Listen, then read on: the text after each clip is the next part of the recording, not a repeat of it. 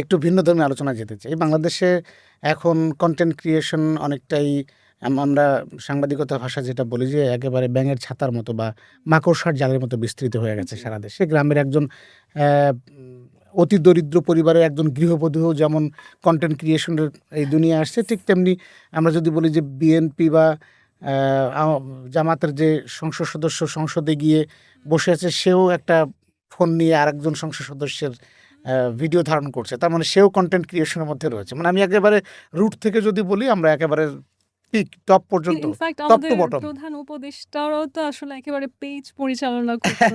সেটা রয়েছে। এই কনটেন্ট ক্রিয়েশন এর আসলে ফিউচার আপনি কেমন দেখছেন এবং জি। কাকে, কাকে চিনেন?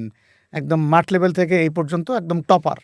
কনটেন্ট ক্রিয়েশন এর আই থিংক এটা ফ্রিডম অফ এক্সপ্রেশন এর একটা অ্যামেজিং এক্সাম্পল। বিকজ যাদের কথা বললেন যে একেবারেই প্রান্তিক মানুষ, যেই মানুষগুলো হয়তো আ সংস্কৃতির ক্ষেত্রে আমরা তাদেরকে অবমূল্যায়নই করি বলতে গেলে। তো সেই মানুষগুলো নিজেদের কবিতা, নিজেদের গান আমি অনেক সময় দেখি অনেক রকম ছড়া বলে ফেমাস হয়ে যাচ্ছে, যেগুলো হয়তো আমাদের রুচির সাথে মেলে না। কিন্তু তাদের যে রুচিবোধ, সেটা আমার সাথে না মিললেও সেটা যে একটা বিশাল জনগোষ্ঠীর কাছে অ্যাকসেপ্টেবল, হ্যাঁ? কিংবা হাসির খোরাক হলো, তারা তো এন্টারটেইন করছে মানুষকে।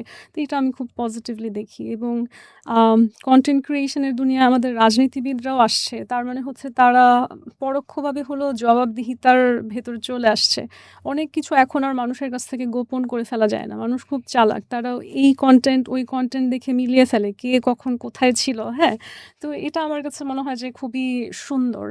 তবে আম আমি যে বলেছিলাম সিভিক সেন্স মানুষকে শেখানোর একটা বিষয় আছে যে নৈতিকতার স্থলন দিয়ে যাতে কেউ কন্টেন্ট ভাইরাল করার চেষ্টা না করে, সেটা আসলে মানুষকে সেই মানবিক মূল্যবোধটা আসলে ভেতরে ইনগ্রেইন করতে দিতে হবে ওভার টাইম। আদারওয়াইজ এই ফিল্ডটা সাকসেসফুল থাকবে না। কিংবা হতে পারে অনেক ধরনের অরাজকতা সৃষ্টিও করতে পারে। যেমন যাকে আপনি শুরুতে যে কনটেন্ট ক্রিয়েটরকে সাংবাদিক বলেছিলেন, সে কিন্তু তার কনটেন্ট দিয়ে এমন সিচুয়েশন করেছে যেখানে মানুষ গিয়ে দেখা গেছে কোনো স্ট্রাকচার ভাঙছে।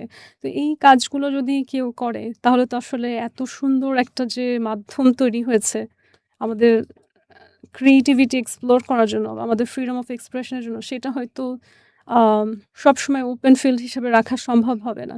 কারণ একটা জিনিসের ভালোর চেয়ে খারাপ যদি ভয়ঙ্কর হয়, তখন তো আসলে ভালোটাকে আমাদেরকে স্যাক্রিফাইস করেই বন্ধ করে দিতে হয় এই সুযোগটা।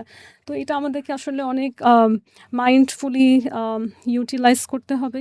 কনটেন্ট ক্রিয়েশন বা এই যে সামাজিক যোগাযোগ মাধ্যম, এটা হতে পারে আমাদের জন্য আশীর্বাদ যদি আমরা নৈতিকভাবে ব্যবহার করি। আবার হতে পারে এটাই আমাদের পতনের কারণ যদি আমরা মাইন্ডফুলি এটা ইউটিলাইজ না না করি। করতে পারি।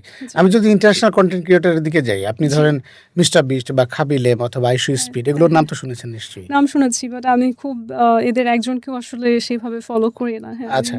কনটেন্ট এর দুনিয়াতে আমি কনজিউম খুব কম করি আনফরচুনেটলি। বাংলাদেশী কনটেন্ট ক্রিয়েটর কাউকে চিনেন কিনা আপনি? কিছু মানুষের নাম মনে আসছে বাট আসলে ওদের কনটেন্ট খুব একটা দেখা হয় না। একটা সময় আমার কাছে খুব ইমপ্রেসিভ মনে হয়েছিল সায়েদ আব্দুল্লাহকে, যে সে লিগ্যাল ইস্যুস নিয়ে অনেক মানুষের অনেক ভেতরের খবর সে ফাঁস করে দিচ্ছে এবং সে খুব সুন্দর করে হচ্ছে আইনের কোন ধারায় কি সবাইকে অবগত করছে। আমরা অনেক কিছু নিয়ে কনটেন্ট দেখতে বা বুঝতে অভ্যস্ত। কিন্তু আইনি পরিভাষায় আসলে একটা সমসাময়িক বিষয়ের কি পরিবর্তন হওয়া সম্ভব বা কোনটা ঠিক বা বেঠিক, সেটা সে খুব সহজভাবে মানুষের কাছে খুব এনগেজিং ওয়েতে তুলে ধরতো।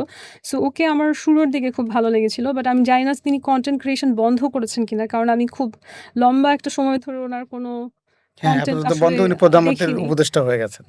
রাইট। সো একটা ভালো সময় ধরে আর দেখছি না। আমার মনে হয় তার সেটা কন্টিনিউ করা উচিত। প্রধানমন্ত্রীর উপদেষ্টা হলেও হয়তো জাতির উনার জন্য উনার এটা চালু ক্ষেত্রকে জারি হ্যাঁ, রাখা উচিত। জারি রাখা উচিত জাতির জন্য। উনার ক্ষেত্রেই হয়তো আ প্রধানমন্ত্রীর বিভিন্ন কার্যকলাপের মধ্যেও যে আইনি বিষয়গুলো থাকে, এগুলো হয়তো উনি জনগণকে জানাতে সক্ষম। হুম।